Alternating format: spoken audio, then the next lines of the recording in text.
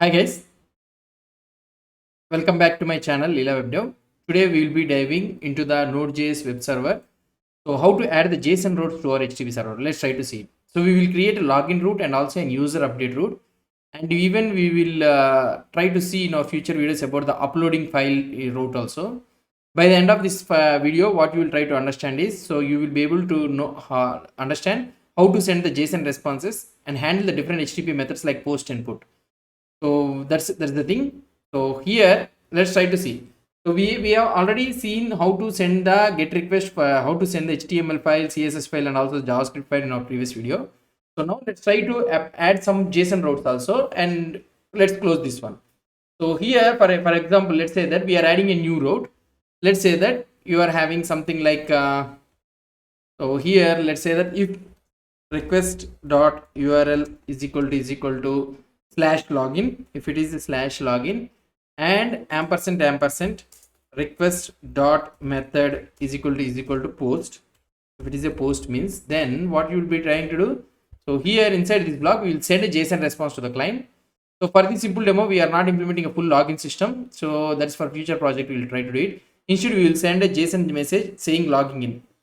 So first of all, what we need, to do, we need to set the content type header to the application slash JSON. So okay, fine. Let's try to set it.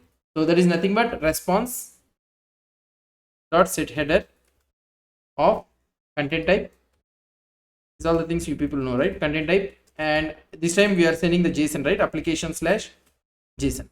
So this is the response which this is the header which we are trying to set it. Next, what we'll try to do, we'll set the status code 200 to indicate success. By default, Node.js assumes 200, but it's a good practice to be explicit. So we will add the response dot status code. Response dot status code is equal to 200. So I am trying to send this one also. Now let's create the response body. So we will define a JavaScript object that is nothing but constant body is equal to so message logging in. So I am sending this message. So this is the JavaScript message which I will be trying to send it. But we can't send a JavaScript object directly. It needs to be a JSON. So we use the JSON.stringify to convert it. So let's try to write it. Response.write of JSON.stringify of the body. So let's try to send the body.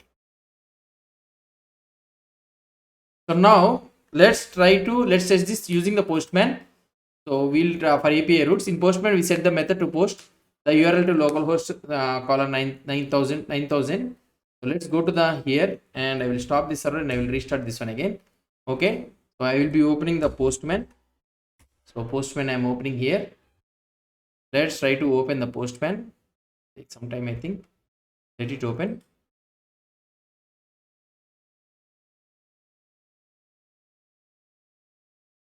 Okay, here this has been opened. So let's say that 9000. So we need to start with the 9000 slash login, and I am setting it to the post. Okay, and now we'll try to click on the send. So if I click on the send, so we are not getting any JSON response. So here it is taking so much time, and the JSON we are not getting it. It is trying to receive the response. So what it is happening here? So what is happening is it's stuck loading. So the status code is 200. We are able to see, but the response never completes. Why? Because we have used the response dot write. So here in our code, so we have used the response dot write, and but we didn't tell the server we are done sending the data without specifying a content length header.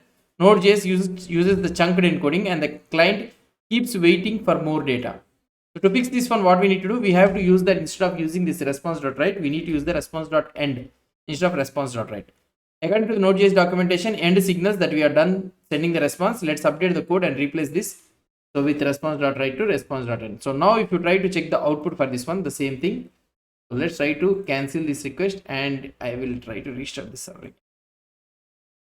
I am restarting the server again, and here if I click on the send, see this time I am able to get the response. So now there we get a JSON response, and with the status with the 200 status code. So that is perfect. So now in the same scenario, login routing is working. Let's add another JSON route for updating user profile at slash user using the put method. Why put? Because we are updating an entire resource like in user email username and password all at once. So to save time, let's copy the login route. So here in our code, let's copy this login route and I will be pasting here.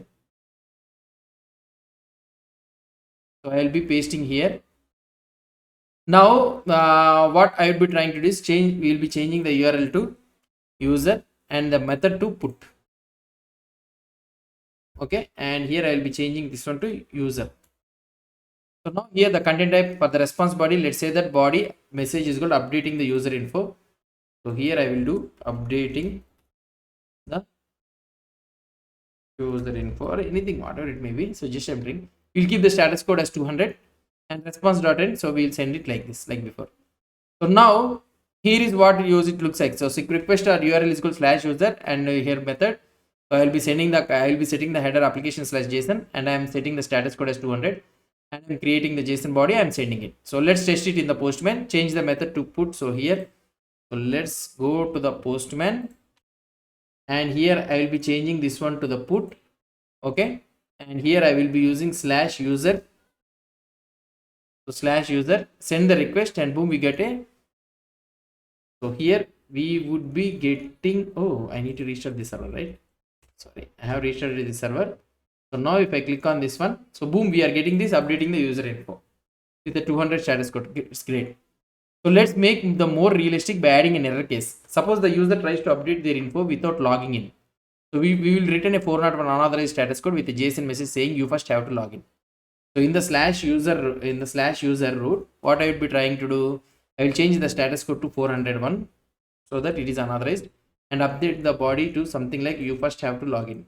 Okay, you first have to log in. So now let's restart the server again. So I will be restarting this server. So I have restarted the server. So now let's go to the Postman and let's click on the same thing. So now we are able to get, so we are getting 401 authorized status code and the JSON response you are getting it as then you must first have to log in. This is exactly what we wanted.